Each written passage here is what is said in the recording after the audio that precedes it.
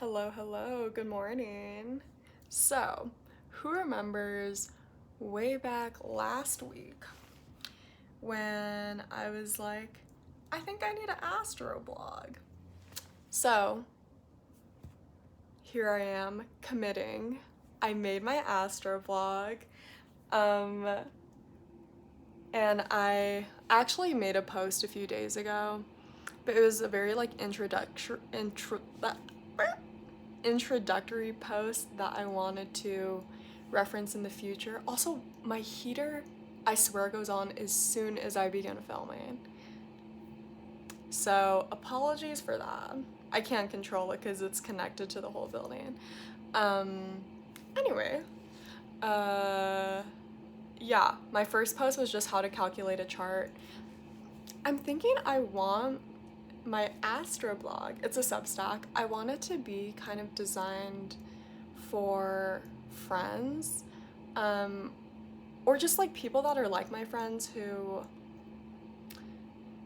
maybe I mentioned this in my first video actually, but sometimes I'll just reference things and people don't really know what I'm talking about.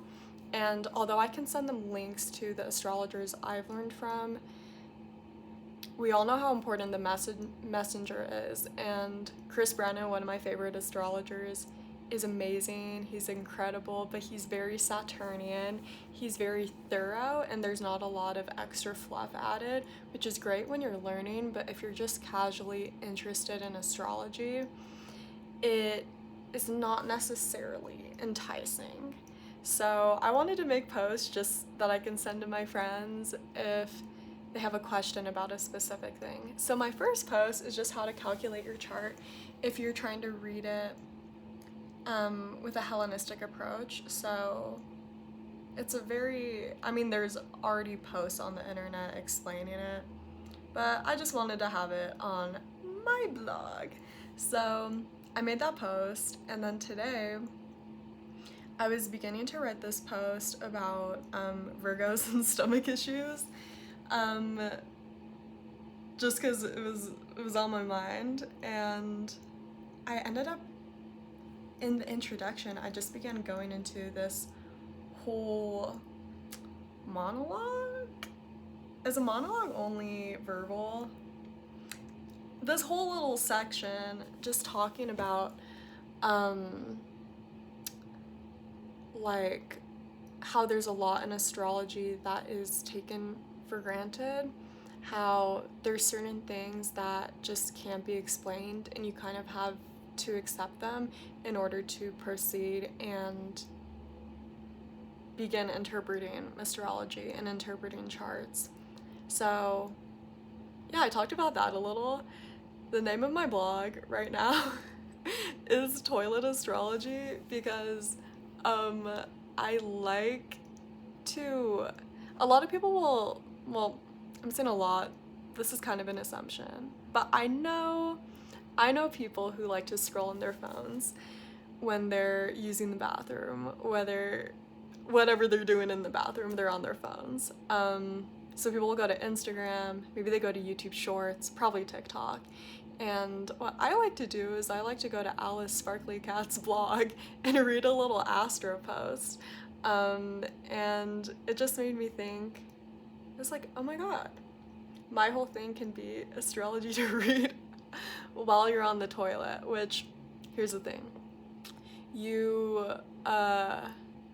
It should only take like 30 seconds to maybe like 2 minutes to be on the toilet.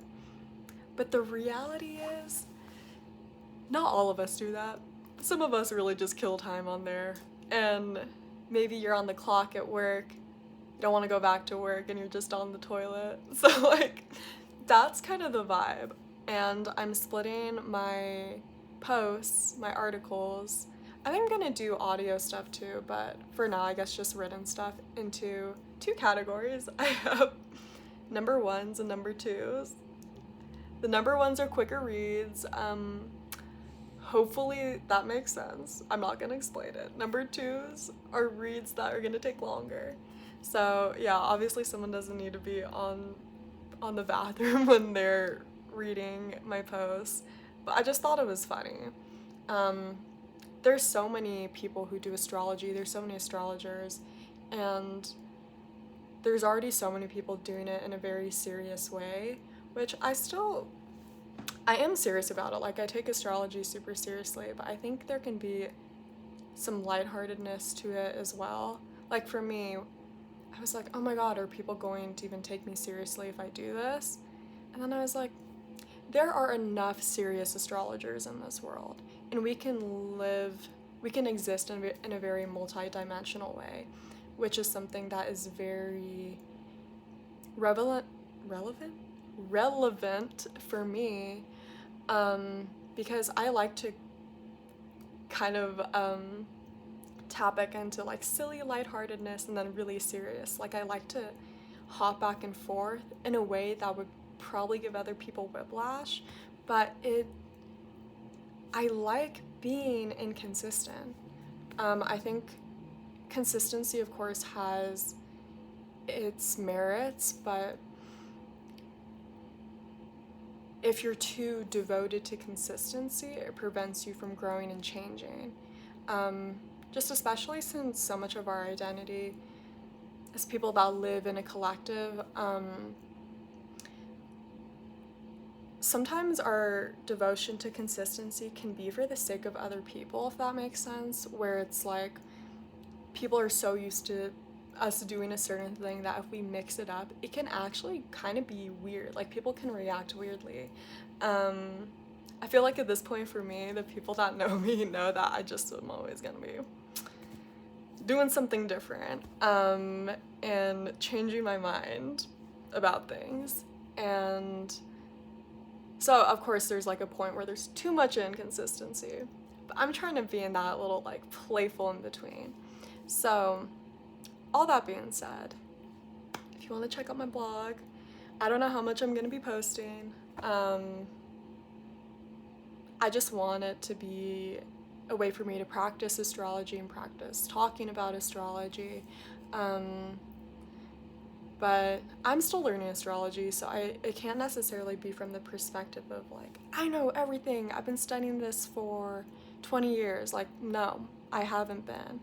But, I think I've seen Gen Z astrologers. I think a lot of them are on TikTok, which again, I'm not on, but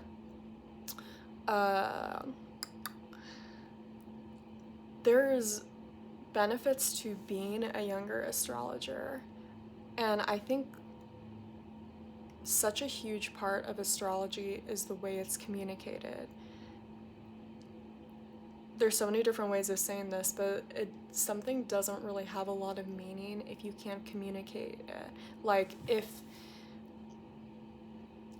you're like an expert on something and you're super knowledgeable, but you can't translate that information to other people, that knowledge is kind of meaningless.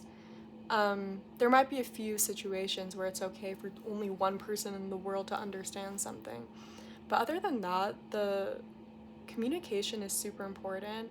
Making language accessible, which asterisks, my videos aren't captioned right now because I do not have the capacity for that. But just know that I believe they should be. I just can't do that right now. But that aside, accessible language, this is something I really experienced in higher education, where, okay, I just got a text. There's a lot of, oh my god, there's a great word for this that I can't think of. There's a lot of really complicated, often lengthy words and terms used to describe things that can be described in way simpler terms, and it almost feels like a barrier to prevent people from understanding things. So, although I like my big words sometimes, I really do want to make what I'm saying accessible and understandable to someone who doesn't study astrology, which honestly is a really challenging thing to do, but I'm certainly going to try. So yeah, my astrology blog will be linked in the bio. Wow, crazy. I finally have a link in my bio. But yeah, it's exciting, it's fun. I'll stick with it as long as it's enjoyable. So,